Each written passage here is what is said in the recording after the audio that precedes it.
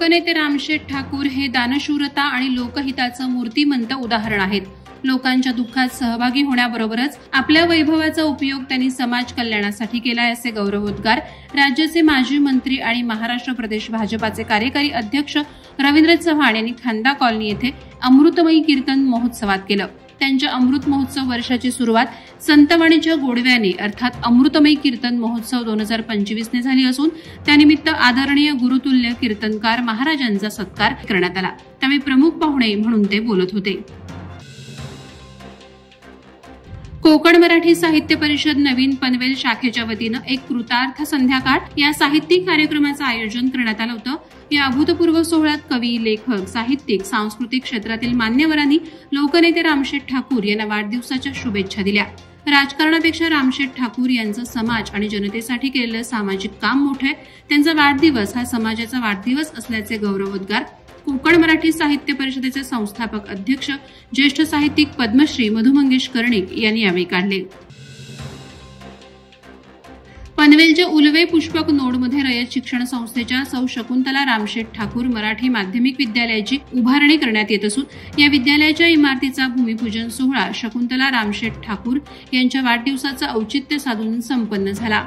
रयत शिक्षण संस्थेचे vice chairman advocate Bhagirath Shinde यांच्या प्रमुख उपस्थितीत आणि मॅनेजिंग काउन्सिलचे सदस्य लोकनेते रामशेठ ठाकूर आणि त्यांची पत्नी शकुंतला ठाकूर यांच्या हस्ते इमारतीचा भूमिपूजन समारंभ पार पडला।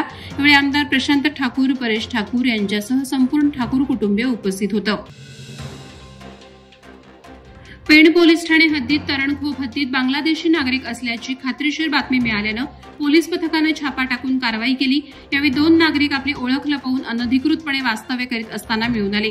चौकशी केली असता ते बांगलादेशी नागरिक असल्याची खात्री पटल्याने जसीमुद्दीन अबुल कासिम काझी वय 49 वर्ष आणि लिली खातून खुर्शीद अली वय 43 दोघेही राहणार मोहन सखाराम पाटील यांची चाळ अमृत बेकरीजवळ तरणखोप यांना ताब्यात घेऊन त्यांच्याविरुद्ध गुन्हा दाखल करण्यात आला आहे।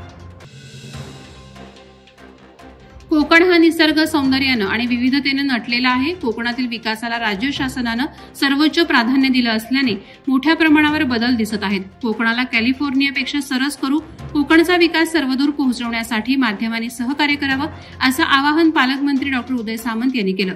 माहिती आणि जनसंपर्क महासंचालनालयाच्या कोकण विभागीय माहिती कार्यालय आणि जिल्हा माहिती कार्यालय यांच्या वतीनं मुंबई, ठाणे, रायगड, पालघर, सिंधुदुर्ग आणि रत्नागिरी जिल्ह्यातील पत्रकारांसाठी 2 दिवसीय कार्यशाळेच्या उद्घाटन प्रसंगी ते बोलत होते। राज्यस्तरीय नृत्य स्पर्धा आयोजित केली होती। या नृत्य स्पर्धेत राज्यातील विविध जिल्ह्यातील स्पर्धकांनी सहभाग घेतला होता। या स्पर्धेतील नृत्य कलावंतांना चिरनेर परिसरातील रहिवाशांनी, श्रोत्यांनी उत्स्फूर्तपणे प्रोत्साहन दिलं।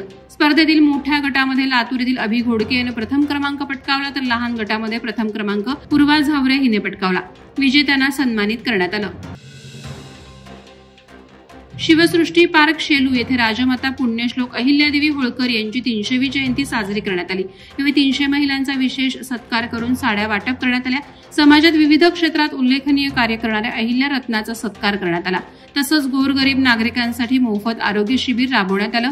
यावेळी खोपोलीचे वनरक्षक नितीन कराडे, घोटावडे ग्रामपंचायतचे सरपंच पांडुरंग झोरे, समाजसेवक doctor Rajaram Hulwan, Balasaheb पुकळे, advocate Sandeep Bagade, Balasaheb Shelke, doctor Rohan पुकळे त्यांचा विशेष सत्कार करण्यात आला। रायगड जिल्ह्यातील रक्तपेढ्यांमधील रक्ताचा तुटवडा भरून काढण्यासाठी काळाची गरज ओळखून माणगाव शिवजयंती उत्सव आणि रक्तदान शिबिर सेवाभावी संस्थेतर्फे माणगाव उपजिल्हा रुग्णालयात शासकीय रक्तपेढी अलिबाग यांच्या सौजन्यानं रक्तदान शिबिराचं आयोजन करण्यात आलं होतं। शिबिराचं उद्घाटन माणगाव पोलीस ठाण्याचे पोलीस निरीक्षक निवृत्ती बोराडे यांच्या हस्ते करण्यात आलं। या शिबिरात 51 रक्तदात्यांनी स्वेच्छेने रक्तदान करून उत्साहात शिबिर संपन्न झालं। यावेळी शिबिरास भेट देण्यासाठी आलेल्या सर्व मान्यवरांचं तसंच रक्तदात्यांचं संस्थेकडून स्वागत करण्यात आलं। माणगाव तालुक्यातील श्रीकृष्ण यादव गवळी समाज निजामपूर विभाग या संस्थेच्या नूतन इमारतीचा उद्घाटन समारंभ खासदार सुनील तटकरे यांच्या हस्ते उत्साहात संपन्न झाला। त्यावेळी खासदार तटकरे यांनी मौलिक असं मार्गदर्शन केलं। या समाज भवनातून दररोज वेगवेगळे उपक्रम राबवले गेले पाहिजेत। महिलांसाठी व्यवसाय सुरू झाले पाहिजेत। निजामपूर विभाग माझ्या राजकीय जीवनात बालेकिल्ला राहिलाय। औद्योगिक कारणामुळे परिसराचं चित्र बदललंय।